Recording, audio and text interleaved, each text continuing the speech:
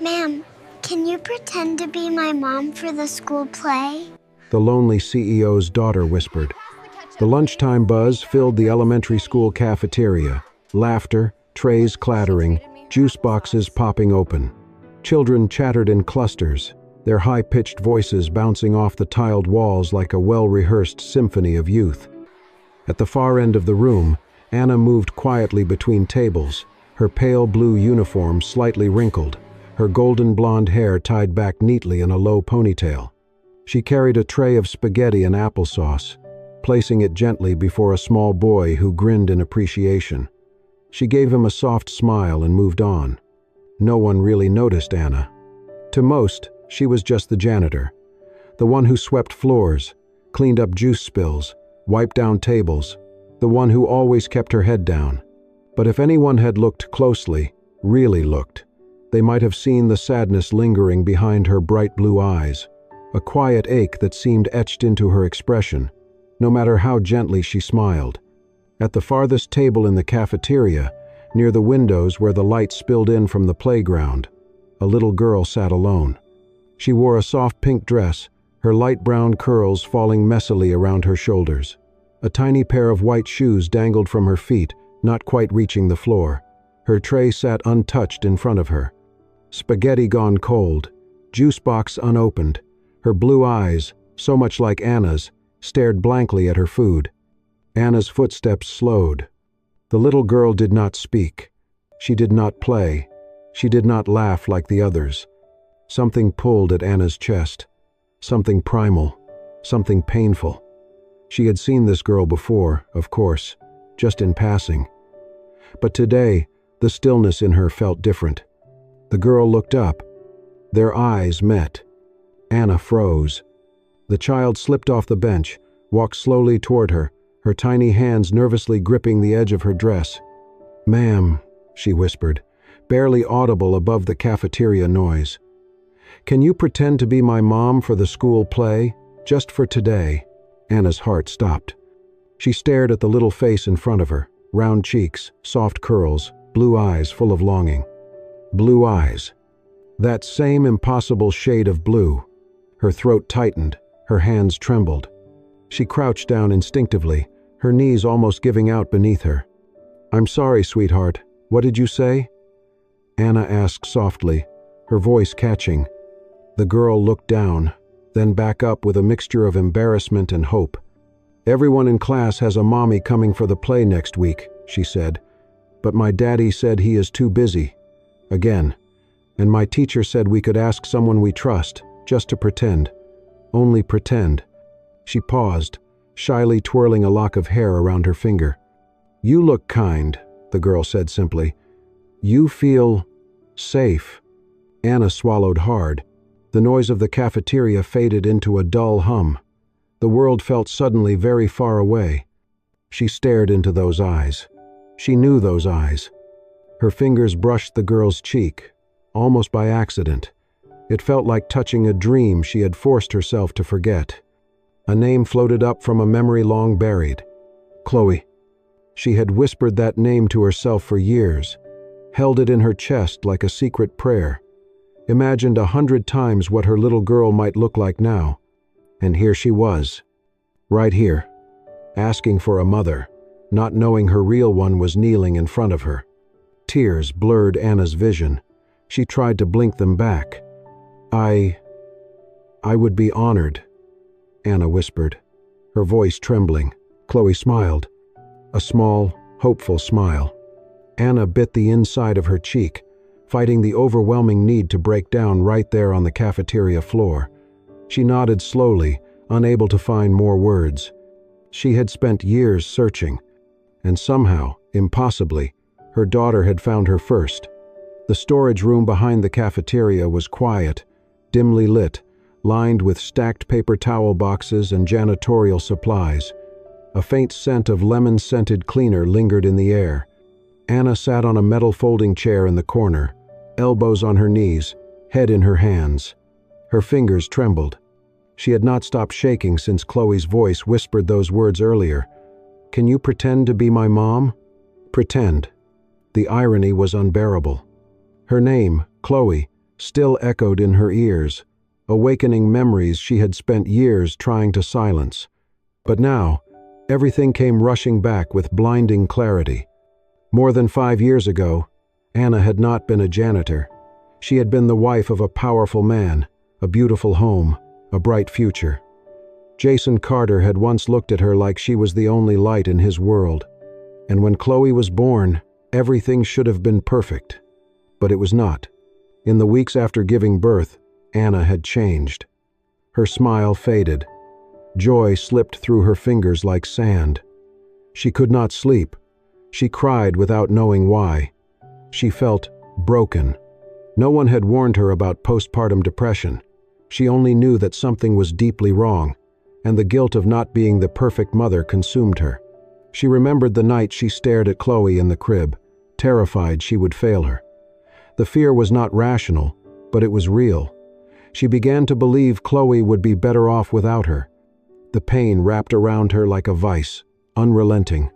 Jason tried to help at first, but he was always busy. Meetings, phone calls, flights.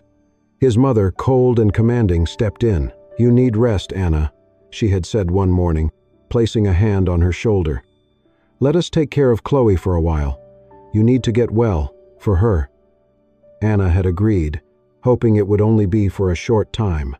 A few weeks at a quiet facility to gather herself, to breathe again, to stop feeling like a ghost in her own life. But when she left, she wrote a letter, handwritten, heartfelt. She poured everything into those pages. Her love for Jason, her regret, her promise to return. She tucked the letter into an envelope and handed it to his mother. "Please make sure Jason gets this," she had said.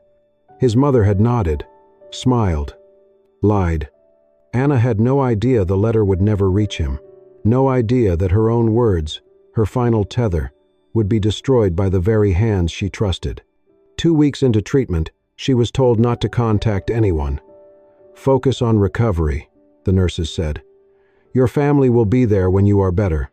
But when she returned, finally ready, finally healing, Jason was gone. The house was sold.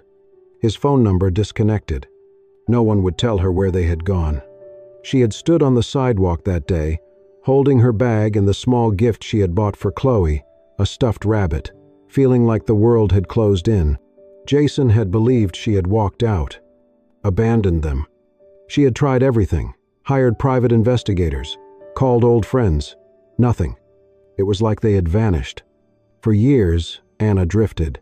She took jobs that kept her close to children, schools, libraries, daycares.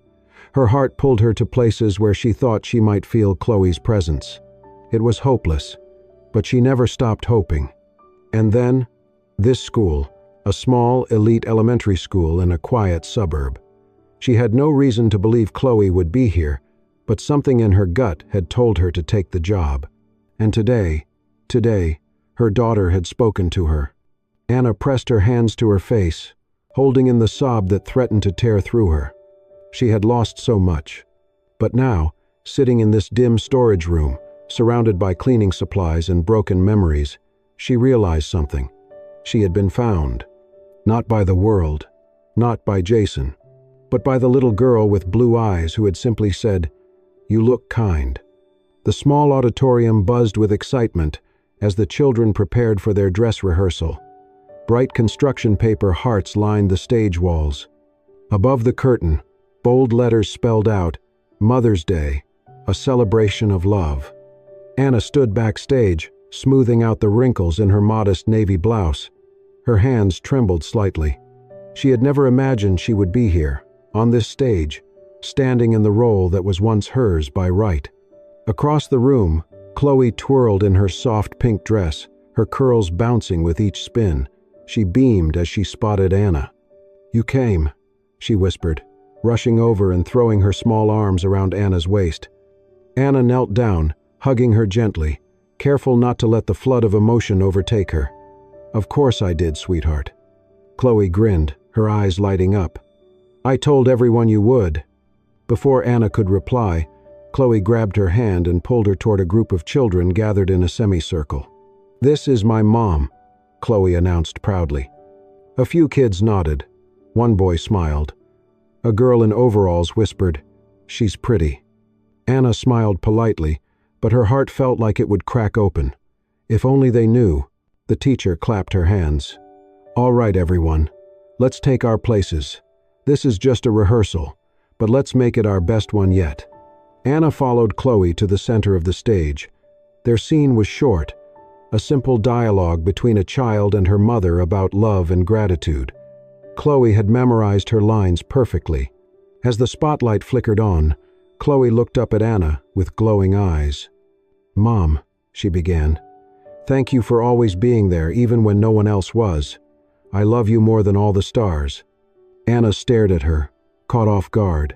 That was not part of the script. Chloe had added that line herself. Anna's voice trembled. "I love you too, sweet girl. More than you'll ever know." There was a pause. In that brief silence, a moment passed between them, unspoken but unmistakably real. The teacher, standing near the front row, discreetly filmed parts of the rehearsal on her phone to share with parents later in the class group chat. From the wings, another teacher whispered, "They're amazing together. Look at how she holds her." Anna gently pulled Chloe into a hug as the scene ended, her hand stroking the child's hair. Chloe relaxed into her embrace like she had belonged there forever. The applause was soft but sincere, from teachers, aides, and even a few janitorial staff who had stopped to watch. Anna blinked back tears. She had imagined holding Chloe like this countless times in her dreams, but none of those dreams felt as real or as heartbreakingly perfect as this moment. When the rehearsal ended, the children rushed off stage, laughing and bumping into one another. Anna stood behind, watching Chloe disappear into the crowd, still stunned by what had just unfolded. "This is my mom." She whispered the words to herself, over and over.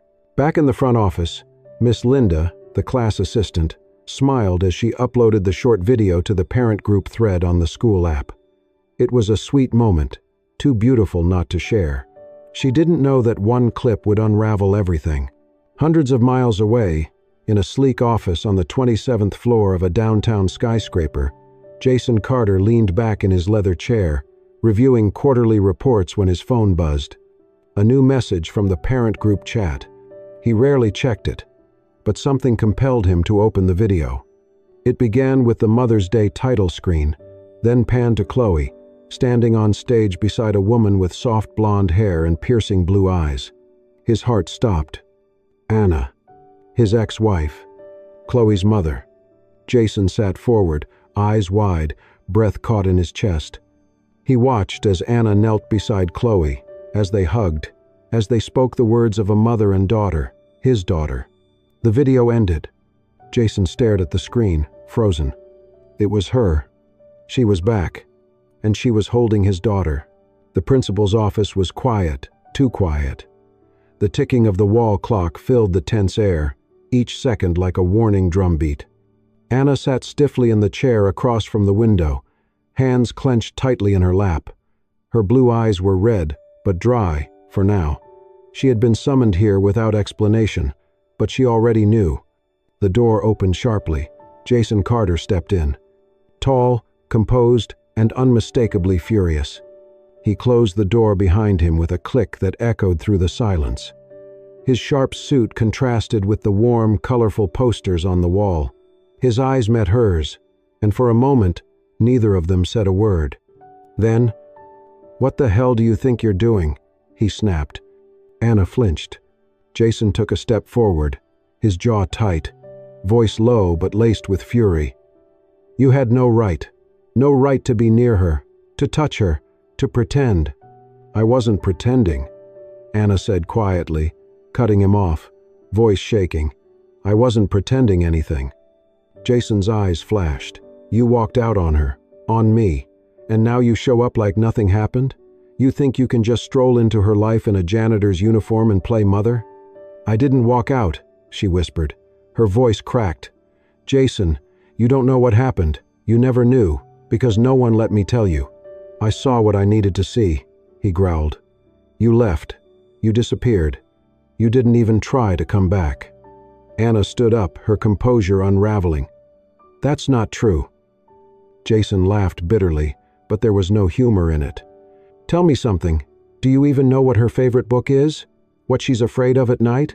Do you know she still sleeps with the same stuffed bunny I gave her when she was a baby, because it's the only thing that makes her feel safe?" "I should know," Anna said, voice trembling now. "I should know, but I wasn't allowed to. Jason, please, if you just listen."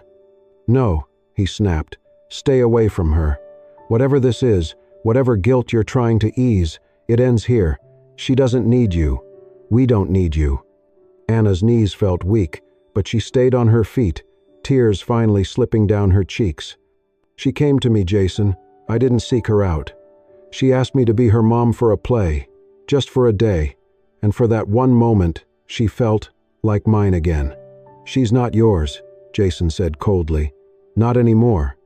Behind the door, a tiny gasp broke the silence. Jason turned.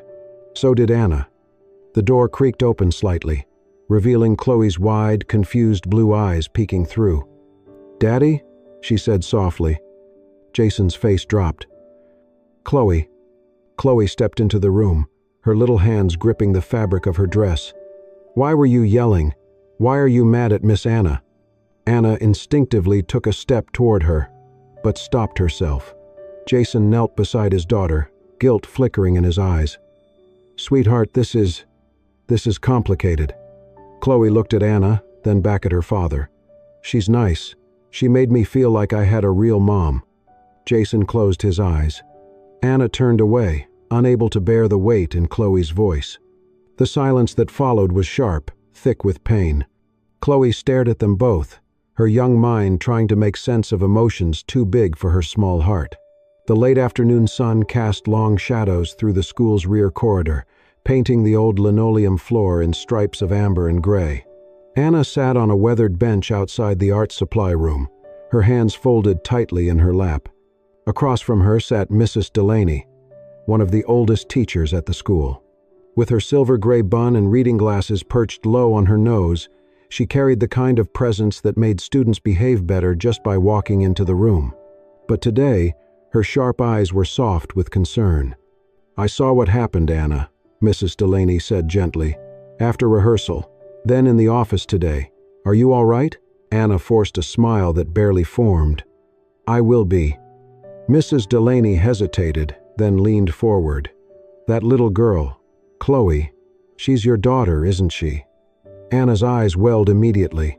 She nodded slowly, unable to form words. "I thought so," the older woman said. "She has your eyes." Anna drew a shaky breath, wiping a tear with the back of her hand. "She doesn't know. Jason won't let me near her. He still believes I left them, that I abandoned her." Mrs. Delaney's expression darkened. "He still believes that?" "Yes, because that's what he was told." Anna swallowed hard. "I never meant to leave her. I was sick, after giving birth. I didn't even know what was happening to me. His mother said I needed rest, and she offered to help. She took me to a clinic for a few weeks. I wrote a letter for Jason, for Chloe. I told them I'd be back soon. I trusted her to give it to him." Mrs. Delaney's eyes widened. "You wrote a letter?" "Yes," Anna whispered. "I poured everything into it. I begged him to wait for me, but when I came back, they were gone. Moved away. No trace, no goodbye. Just gone." The teacher's lips pressed into a thin line. Her face tightened with something close to anger, or maybe guilt. "I never told you this," Mrs. Delaney said slowly, "but years ago, before I worked at this school, I did some tutoring at the Carter household." Anna looked up, startled. "I was hired by Jason's mother to help with Chloe's early learning," she continued. "It was only for a few months, but I remember there was a letter, a handwritten one, addressed to Jason, with your name on the envelope." Anna's breath caught. "I saw it on the kitchen counter one morning," Mrs. Delaney said. "The handwriting was beautiful. She looked at me, and before I could say a word, she took it and stuffed it into a drawer." "She hid it?" Anna's voice broke. Mrs. Delaney nodded slowly. "Later that day, I overheard her talking on the phone. She said she couldn't risk Jason forgiving you, that he was better off angry, and that Chloe needed to be protected from you. Anna covered her mouth as the truth hit her like a wave. All the years, all the pain, it had never been her choice to disappear. It had been stolen from her. "I should have said something then," Mrs. Delaney whispered. "I'm so sorry, Anna." Anna shook her head, tears falling freely now. "No, thank you. You've given me something I never had before. Proof." A rustle came from down the hallway. They turned. Jason stood at the end of the corridor, frozen in place. Neither of them had seen him approach. His face was pale, his eyes wide, as if the floor beneath him had just vanished. He had heard everything. For a moment, he said nothing. His lips parted, but no words came. Anna stood, chest rising and falling in panic and disbelief. Jason met her eyes, those familiar blue eyes he had once loved and hated all at once, and now they stared back at him with the weight of truth he never thought he would hear. He blinked, and, for the first time in 5 years, he doubted everything he thought he knew. The school auditorium was buzzing. Parents filled every seat, adjusting phone cameras, whispering excitedly, scanning the program printed in pastel pink. The stage was decorated with paper flowers, glittering hearts, and a banner that read, "A Mother's Love, First Grade Spring Play." Backstage, chaos reigned. Children rustled in their costumes, some tugging at itchy collars, others forgetting their lines. But Chloe stood quietly in a corner, her hands clutched together, eyes downcast. She had not smiled all afternoon. Anna, standing near the exit door with her jacket already on, watched from a distance. Her heart pulled with every glance at Chloe. But after what happened with Jason, after the hallway, the confrontation, the weight of everything, she had made her decision. She would leave. It was not fair to Chloe. Not now. Not when the lines between healing and hurting were still so blurred. Just as she turned to leave, a hand gently touched her shoulder. She froze. Jason stood behind her. His suit was more relaxed than usual, no tie, top button open, but his eyes held something new. Not anger, not suspicion. Clarity. "She needs her mom," he said softly. Anna blinked, unsure if she had heard him right. Jason nodded. "Stay, please." She opened her mouth, but no words came, only a rush of emotion too big to speak. Slowly, she followed him toward the side of the stage, where Chloe was being lined up with the others. When Chloe spotted her, her face lit up for the first time that day. "You came," she whispered. Anna knelt down, smoothing the hem of Chloe's dress. "I wouldn't miss it for the world." The lights dimmed. The curtain rose. The play was simple. Each child had a short monologue about mothers, followed by a group song and a final thank you moment on stage. But when Chloe's turn came, something changed in the air. She stepped forward, center stage, in her pink dress and white shoes, holding a paper heart she had colored herself. She looked out at the crowd, then turned her head toward Anna, who stood just off stage. "My mom is someone who loves me," she began, "even when it is hard, even when the whole world says she shouldn't." A quiet gasp moved through the audience. Jason, seated in the front row, leaned forward. Chloe's voice trembled. "My mom makes me feel safe, just by being there. She doesn't have to be perfect. She just has to be mine." Silence. Then a single tear slid down Anna's cheek. She stepped forward, just one instinctive step toward the stage. And then Chloe ran to her. Right there, mid-performance, forgetting lines and stage directions, she threw her arms around Anna's waist and buried her face in her side. Anna dropped to her knees and held her tight, unable to hold back the sob that broke free. From his seat, Jason stood. He walked up the side steps slowly, not wanting to take away from the moment, but drawn toward them by something bigger than pride, bigger than pain. He reached them and knelt down beside them both. Anna looked up through her tears, unsure. Jason hesitated, then gently reached for her hand. And for the first time in over 5 years, their fingers intertwined. The auditorium was silent. Not a phone clicked. Not a whisper stirred. Just a hush that felt sacred. 3 lives, 1 moment. No one watching knew the full story, but they all felt it. Love, loss, and something slowly being mended. The days that followed, the play felt like waking up from a long winter. The warmth returned slowly, gently, 1 moment at a time. Jason invited Anna and Chloe to join him for dinner at the little Italian place near the school.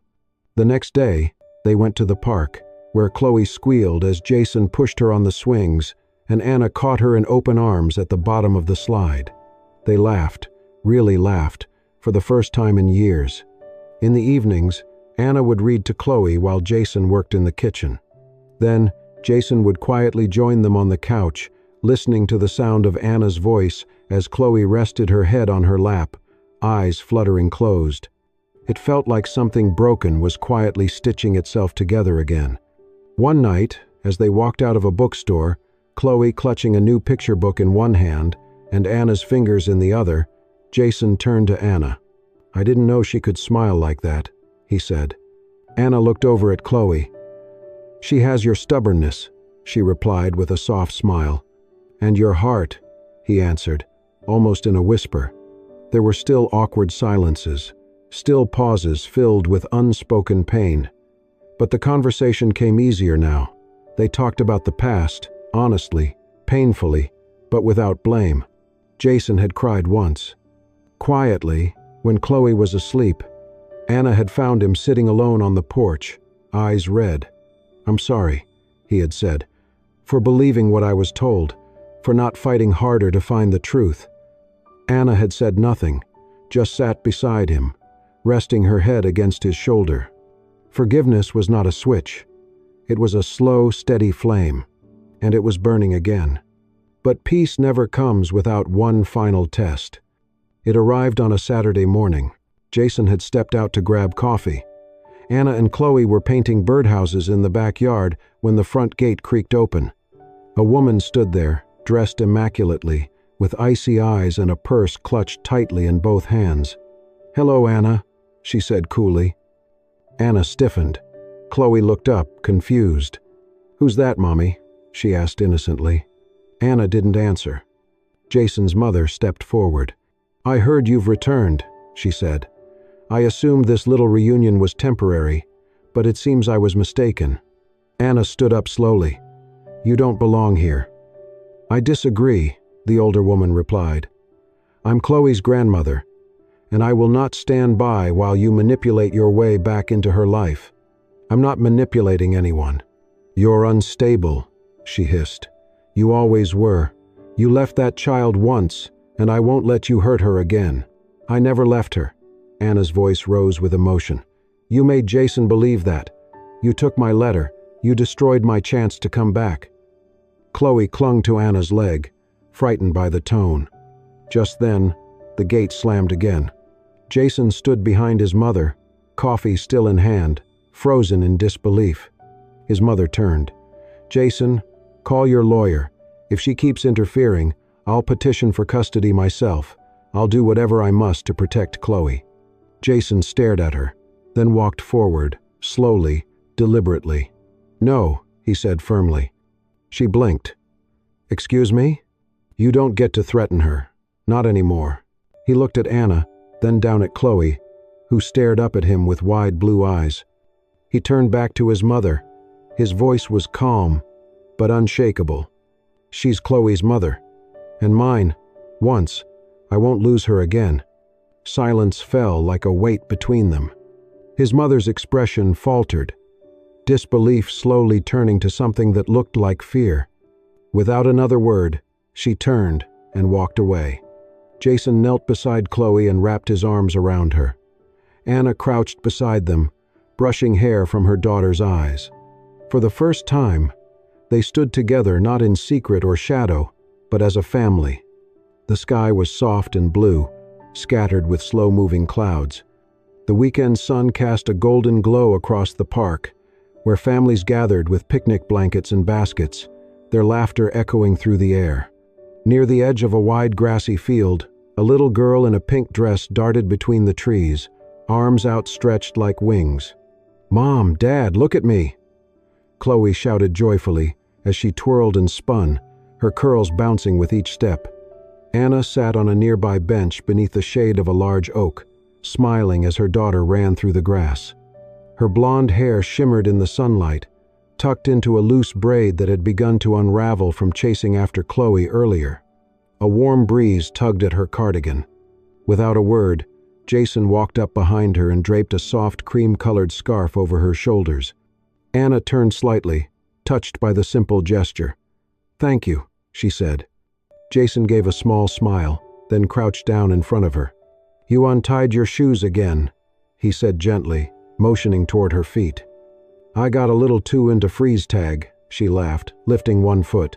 Jason didn't say anything else. He just reached down and carefully retied both laces, double knotting them so they would not come loose again. His hands moved with quiet confidence, the same hands that had once held hers in youth, in fire, in heartbreak. When he was done, he stayed crouched in front of her, looking up. "I missed too much," he said softly. Anna looked at him for a long moment, then reached out and touched his cheek. Jason stood and sat beside her, their shoulders touching. For a while, they just watched Chloe chase butterflies through the tall grass, her laughter bright and boundless.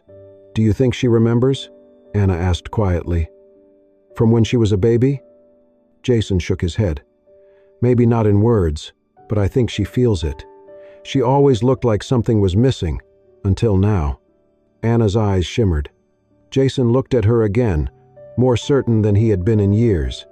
He reached over and rested his hand gently on the small of her back.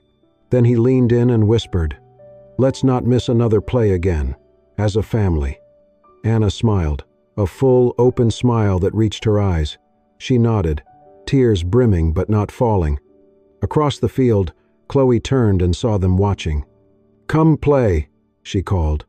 They stood and walked toward her, hand in hand. Chloe ran toward them, wrapping her arms around both their legs in a giggling embrace.